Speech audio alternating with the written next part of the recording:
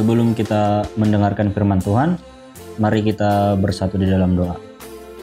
Terima kasih ya Tuhan untuk segala berkat dan penyertaan yang telah Kau berikan kepada kami.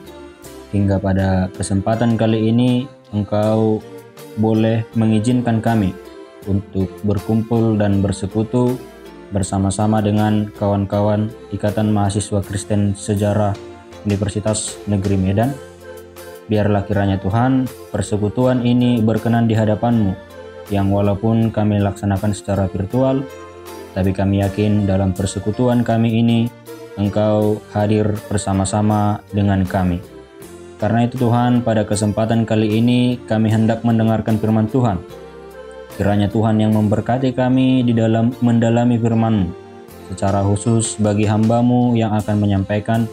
Biarlah kiranya firman-Mu tersampaikan dengan baik, agar kiranya firman-Mu juga boleh berkenan di hadapan-Mu dan boleh kami laksanakan di dalam kehidupan kami sehari-hari. Di dalam nama anak-Mu Tuhan Yesus Kristus, kami telah berdoa dan mengucap syukur kepada-Mu. Amin.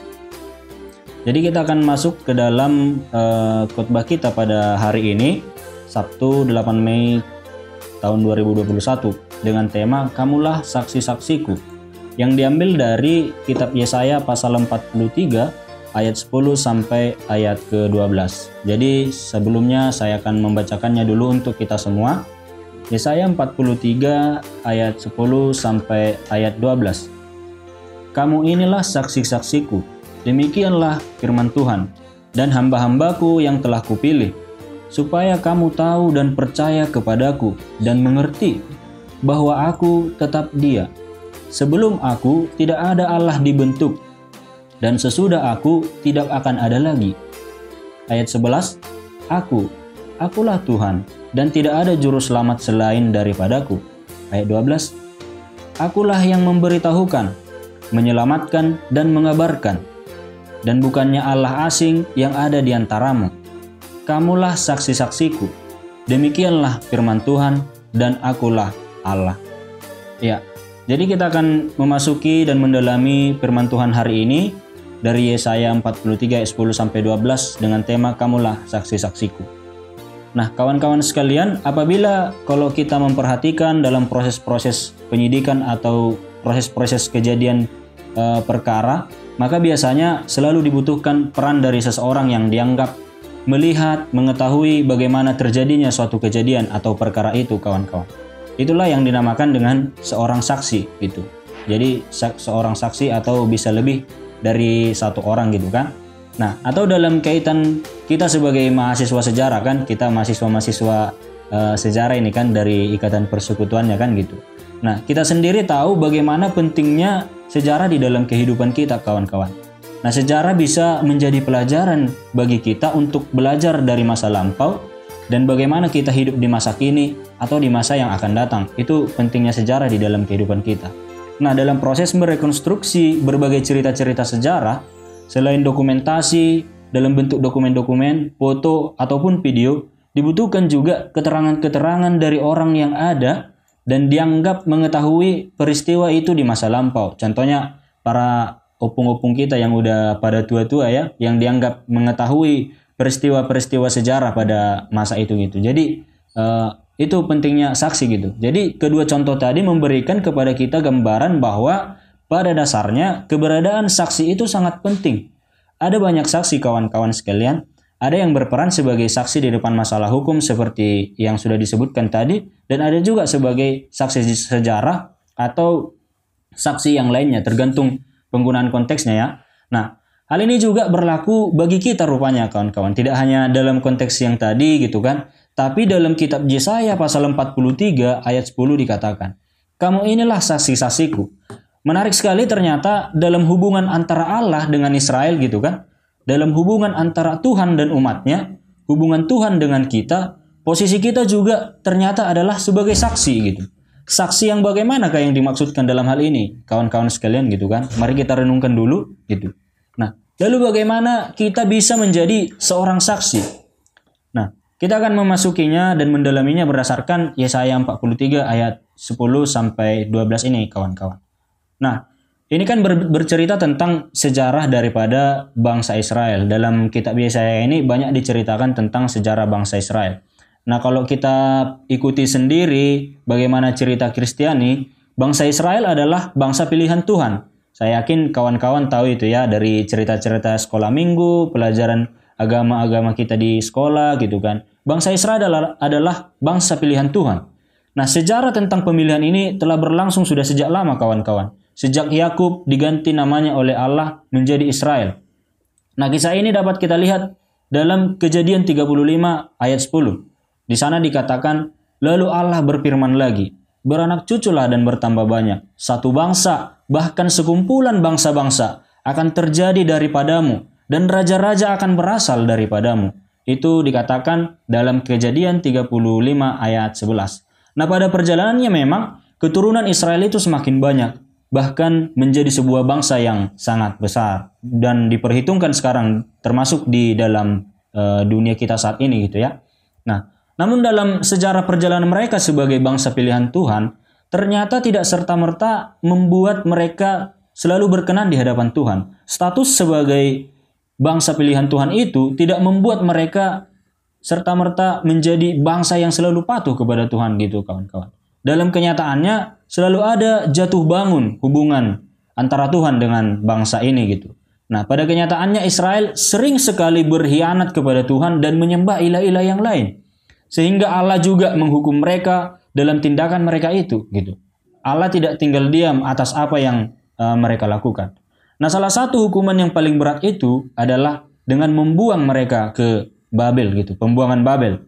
Nah, kisah ini terjadi pada tahun 721 sebelum Masehi. Samaria, ibu kota Israel Utara, jatuh ke tangan pasukan Asyur dan umatnya terpencar-pencar. Bisa kita lihat kisah ini dalam 1 Raja-Raja 17. Nah, banyak juga di antara mereka yang diangkat ke Asyur dan negara-negara lain.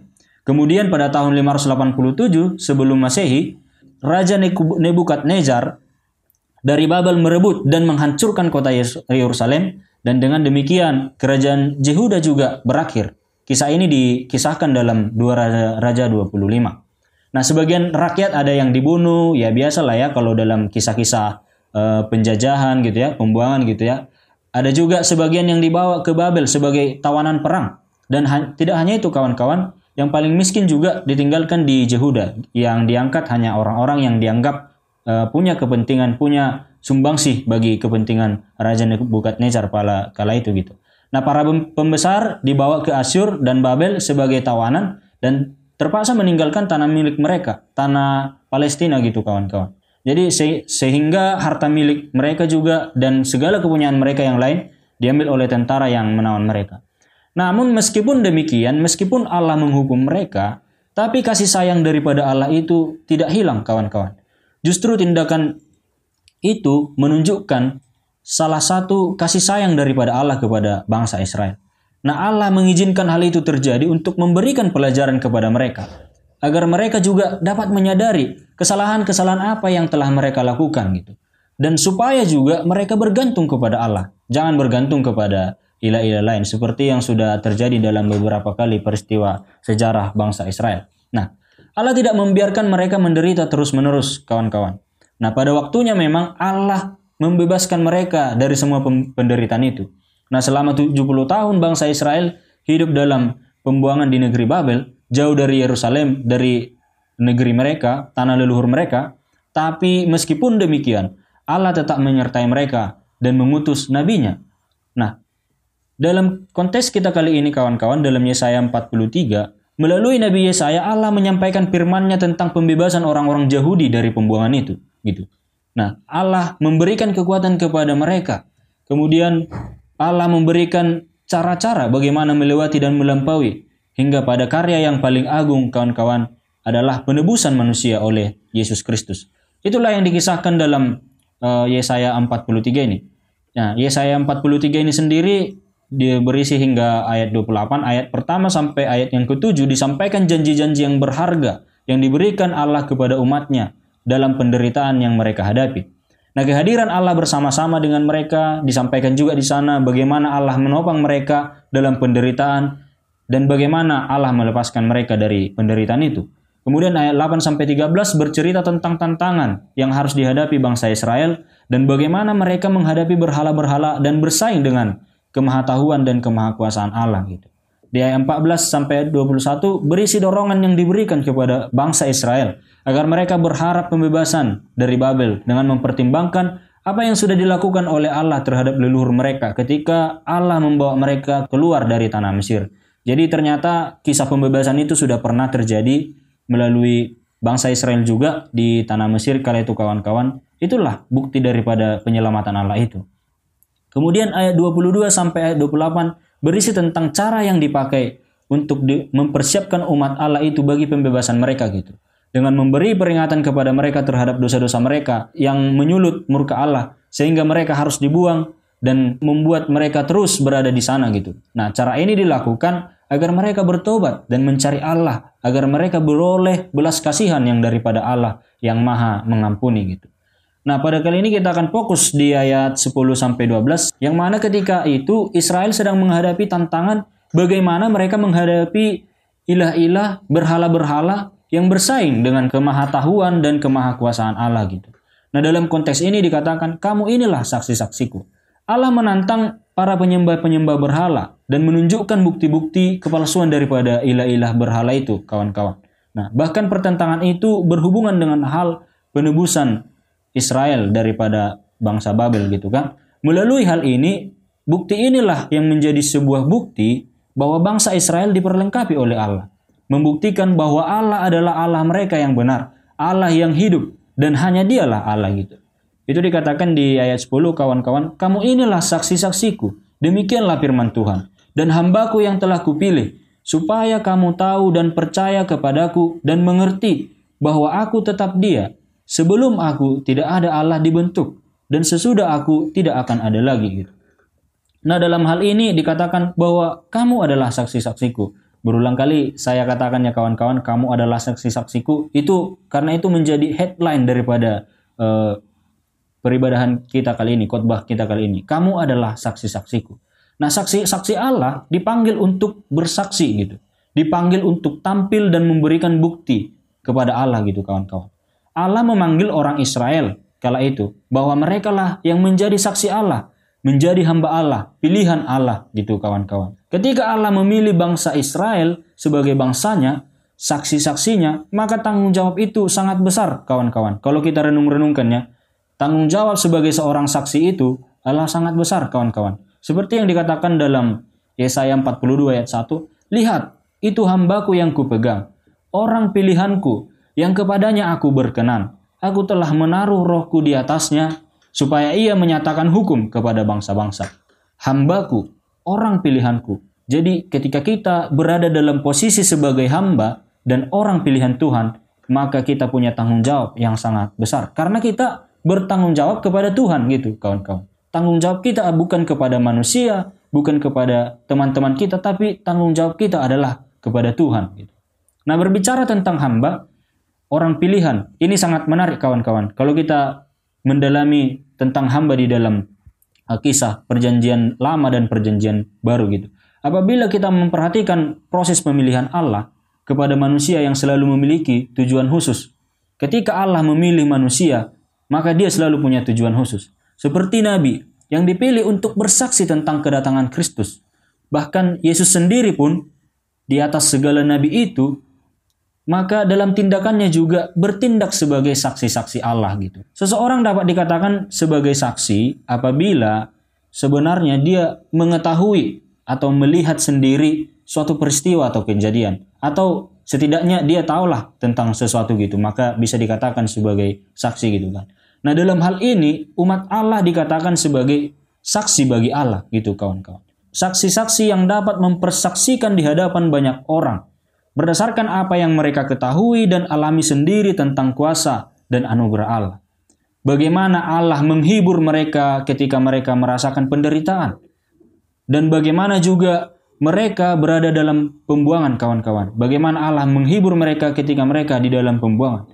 Bagaimana kelembutan pemeliharaan Allah dan pemenuhan Allah atas janji-janjinya.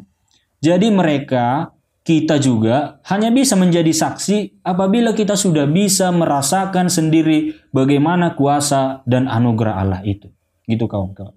Bagaimana kebaikan Allah kepada kita gitu. Mustahil sekali kita menjadi seorang saksi apabila kita tidak tahu apa yang telah Allah lakukan di dalam kehidupan kita. Jika kita tidak tahu dan masih mencari-cari apa sih yang udah dilakukan Tuhan di dalam kehidupanku gitu, kehidupan kawan-kawan gitu kan, mustahil kita menjadi saksi Allah gitu. Dan itu tidak wajar sebenarnya gitu. Kita hanya akan bisa menjadi saksi, menjadi pembawa berita-berita bohong kalau kita tidak tahu apa yang mau kita persaksikan, atau hoax di zaman sekarang disebutkan kawan-kawan. Nah karena itu, coba kawan-kawan meresapi lagi, menyadari lagi apa yang telah Allah perbuat di dalam kehidupan kita gitu.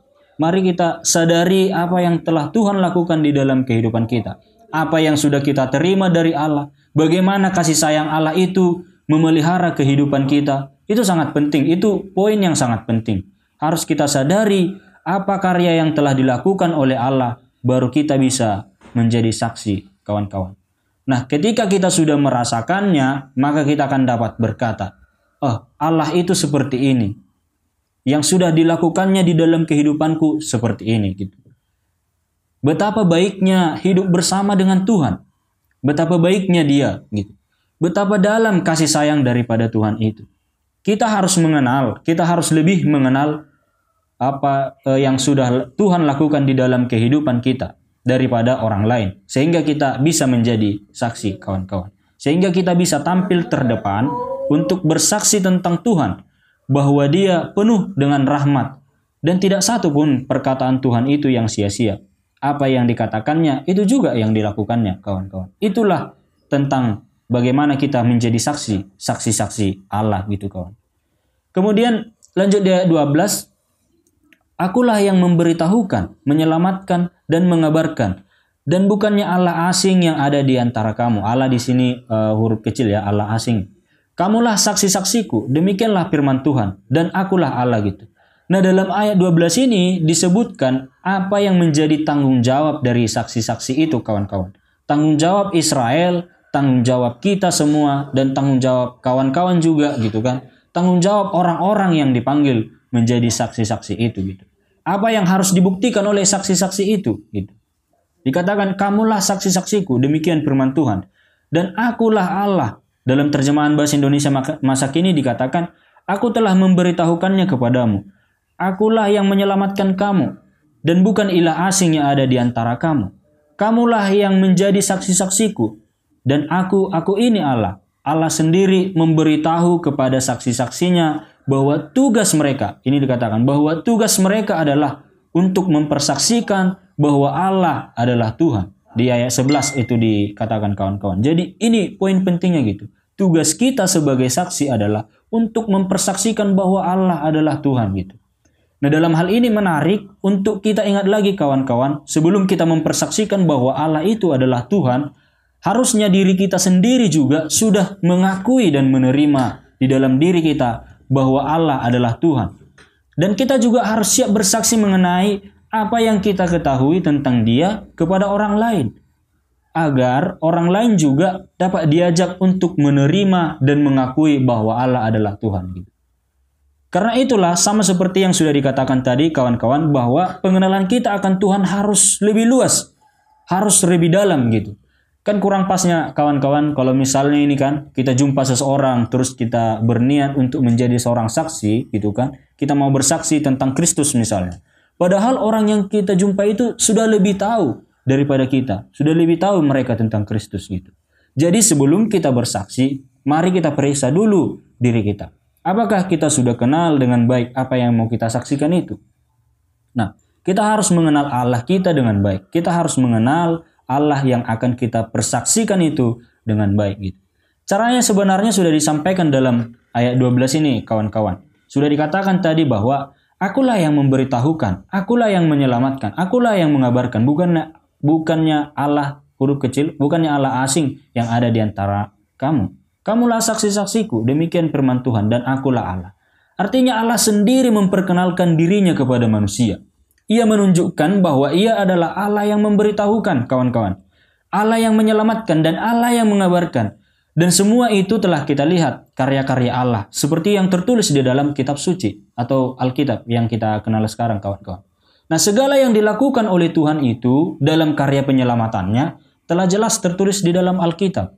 Karena itu sebenarnya sebagai saksi-saksi, kita sebagai saksi-saksi juga harus dekat dan kenal dengan baik kitab suci atau Alkitab.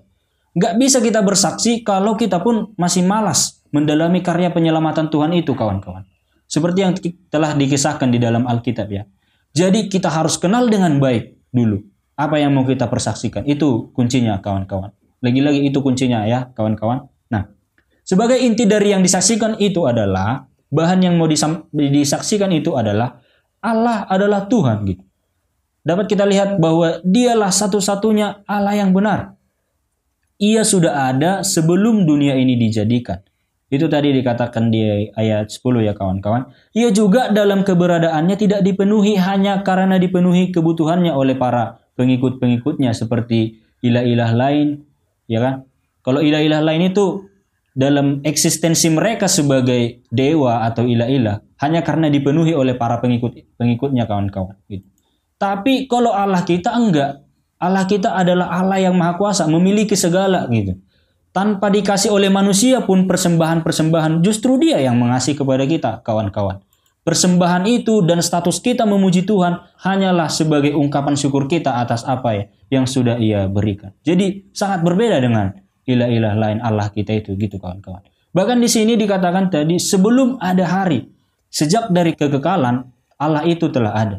Nah, kalau berhala-berhala itu sebenarnya adalah buatan-buatan manusia, kawan-kawan, rekayasa pikiran daripada manusia. Sekali lagi, rekayasa pikiran manusia yang diproyeksikan oleh manusia, kawan-kawan. Kalau dalam istilah sekarang gitu kan, ilah-ilah itu bisa dikatakan baru anak kemarin sorenya itu gitu. Nah, Allah yang baru muncul itu seperti tertulis dalam Ulangan 32 ayat 17 gitu. Sebelum Allah tidak ada Allah lain dan sesudahnya pun tidak ada lagi, kawan-kawan. Kalau Allah-Allah, dewa-dewa yang mereka hadapi itu pada hakikatnya bukanlah Allah. Seperti tertulis dalam Galatia 4 ayat 8 ya, kawan-kawan. Allah adalah Allah yang penuh dengan karya. Tidak ada juru selamat selain Dia. Itu yang dikatakan di ayat 11 gitu. Karena hanya Allah lah Maha Penyelamat. Kembali ke topik kita tadi, bagaimana pergumulan bangsa Israel. Itulah tantangan bangsa Israel kala itu, teman-teman, ketika mereka berada dalam pembuangan Babel. Tantangan mereka adalah keberadaan Allah diperhadapkan dengan Allah-Allah bangsa kafir yang bersaing melawan Dia. Sehingga menjadi tantangan bagi Israel dalam keadaan yang seperti itu, bagaimanakah Israel dapat menjadi saksi-saksi Allah? Bagaimana Israel dapat memberitakan dan mempersaksikan bahwa hanya Allah lah satu-satunya Allah? Itu yang menjadi tantangan bangsa Israel. Tentu kesaksian mereka itu harus didasarkan kepada apa yang telah Allah lakukan dan perbuat bagi kehidupan mereka. Sungguh sangat banyak kisah penyelamatan dan kisah perjuangan yang dilakukan oleh Allah bagi bangsanya itu, kawan-kawan. Nah, itulah yang mereka saksikan di hadapan Allah-Allah lain itu gitu. Apakah ilah-ilah lain itu bisa melakukan seperti yang dilakukan oleh Allah kita? Tentu tidak, kawan-kawan. Tentu kesaksian mereka itu, kawan-kawan, tadi seperti dikatakan tadi harus didasarkan kepada apa yang telah Allah perbuat bagi mereka. Nah, sebagai perbandingan dengan ilah-ilah lain, walaupun sebenarnya, kawan-kawan, tidak sejajar kalau Allah kita yang maha kuasa itu dibandingkan dengan ilah-ilah yang baru lahir kemarin sore itu, kita katakan, kawan-kawan, atau dalam rekayasa atau proyeksi daripada pikiran manusia. Nah, pertanyaannya, kawan-kawan, itu kan pergumulan bangsa Israel. Nah, sekarang pertanyaannya kepada kita, bagaimana dengan kita? Bagaimana kita menjadi saksi-saksi daripada Tuhan gitu? Nah, memang tantangan kita sekarang ini tidak lagi seperti tantangan yang dihadapi oleh bangsa Israel. Namun kita punya banyak tantangan sekarang, kawan-kawan, yang seolah-olah dapat menggantikan eksistensi daripada Allah di dalam kehidupan kita. Sekarang tantangannya adalah dunia ini. Tantangannya adalah diri kita sendiri. Dan tantangannya adalah segala godaan-godaan dunia ini, kawan-kawan. Nah, mengapa itu menjadi tantangan? Dunia ini apabila kita lihat, kawan-kawan, sekarang sangat banyak aktivitas, kegiatan-kegiatan, dan godaan-godaan.